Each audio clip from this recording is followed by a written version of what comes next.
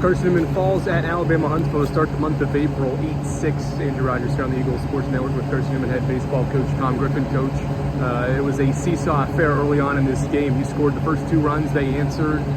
Game was tied at 3, and then you scored 3 times there, had a 6-3 lead after 5 innings, or after 6 innings even maybe.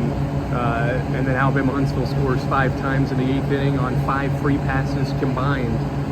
Walk me up through that situation, considering your pitching staff leading up to that retired 9 in a row, and then the 8th inning was the 8th inning. Jackson Surratt in relief was good. He gave us that. We extended him longer than we did. Salico and Norris, just bad days. I mean, like you said, 5 freebies in last inning, 5 runs.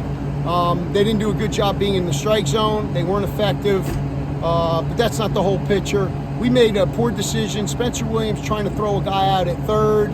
No play. You got a 3-run lead. Keep the double play in order is what we talk about. We airmail it, and then next thing you know, we have 2nd and 3rd. We had so many mistakes today, between base running mistakes, decision making, not executing. We didn't deserve to win this. Even though we had the lead, we didn't deserve it the way we played, no doubt. Maybe there's too much riding on this right now.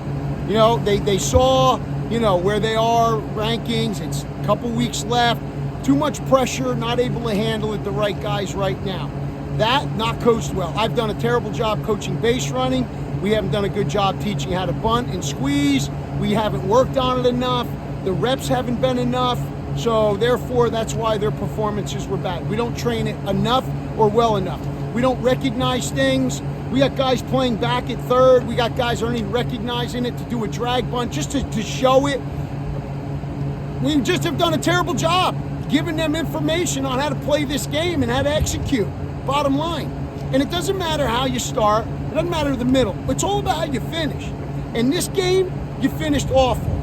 This month, especially what happened game 1 with Wise, got to watch themselves. Got to figure it out because it's not good baseball right now.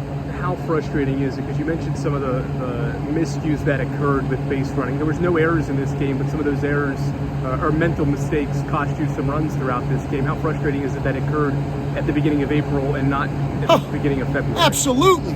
Is that fatigue? Is that mental pressure they're putting on themselves because they're in a good position, they can't handle it, and they're playing differently? Who knows? Not training it enough, not practicing it enough.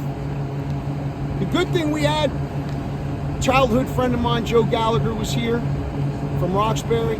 Paul Kirby, Jordan Henshaw, Will Gardner. Love seeing them guys. Hated watching this. This was bad. Disappointed in myself because we haven't prepared them to finish the year on a way they should finish it. We've got opponents coming up that are really good.